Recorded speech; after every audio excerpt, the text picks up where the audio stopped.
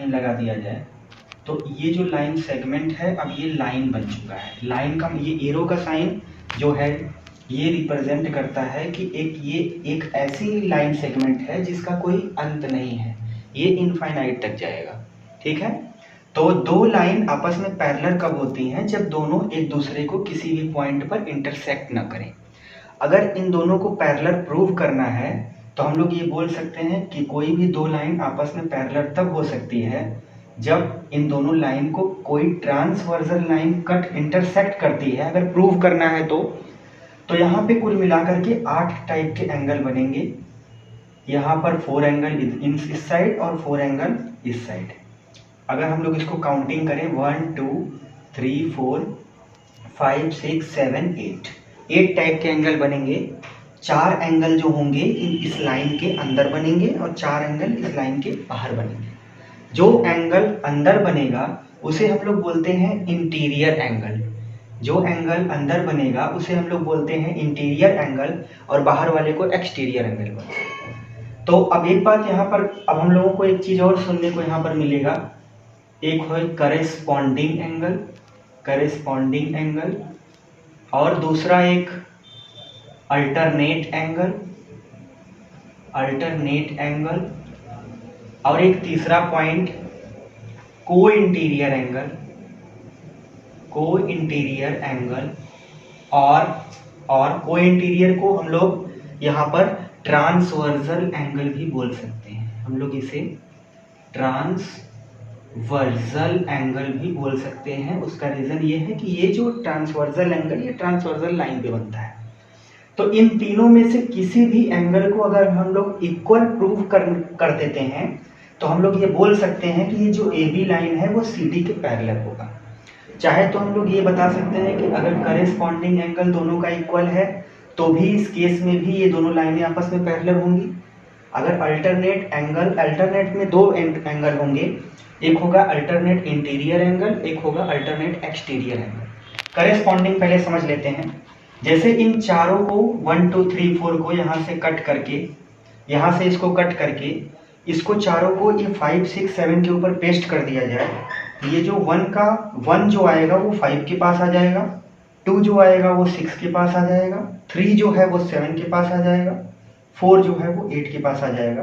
तो इस तरह से हम लोग बोल सकते हैं कि ये इस पूरे के पूरे कट करने पे, इस पे पेस्ट करने के बाद जो एंगल फर्स्ट 5 पे आ जाता है तो फर्स्ट का करेस्पॉन्डिंग 5 है, सेकेंड का करेस्पॉन्डिंग 6 है, 3 का करेस्पॉन्डिंग एंगल 7 है और 4 का करेस्पॉन्डिंग एंगल 8 है।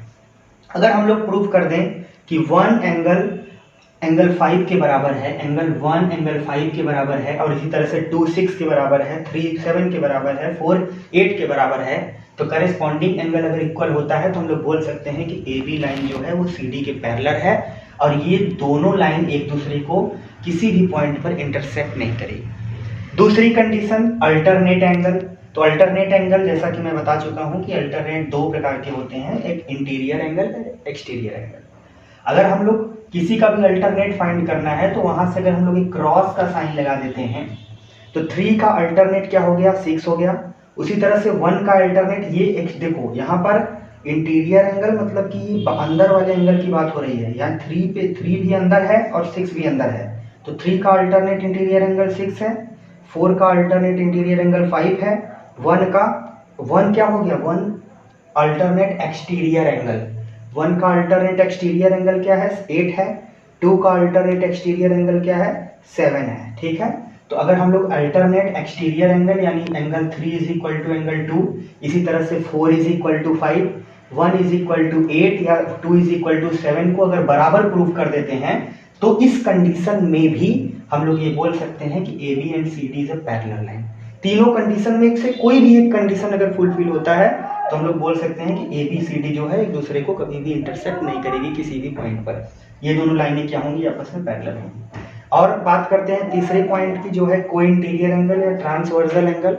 ये जो ट्रांसवर्सल लाइन है, ये जो ट्रांसवर्सल लाइन जो दोनों पैरेलल लाइन को इंटरसेक्ट करता है, तो इस लाइन के देखो को इंटीरियर एंगल का मतलब कि अंदर बनने वाला एंगल, तो ट्रांसवर्सल के अंदर जो एंगल बन रहा है 3 और 5 बन रहा है। तो इसमें हम लोगों को इक्वल नहीं देखना है, इसमें हम लोगों को ये जो ट्रांसवर्सल या को इंटीरियर एंगल 3 और 5 है, तो इन दोनों का जो सम होगा वो हमेशा 180 के इक्वल होना चाहिए। इन दोनों का जो को इंटीरियर एंगल 3 और 5 है या 4 और 6 है, को इंटीरियर एंगल का सम ऑलवेज 180 डिग्री के इक्वल होता है।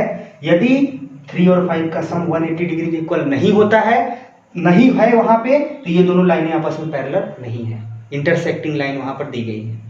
ठीक है, तो ये तीनों कंडीशंस हैं जिसके रीजन से हम लोग ये समझ सकते हैं कि दोनों लाइनें आपस में पैरेलल है या इंटरसेक्ट लाइन यहाँ पर गिवन है।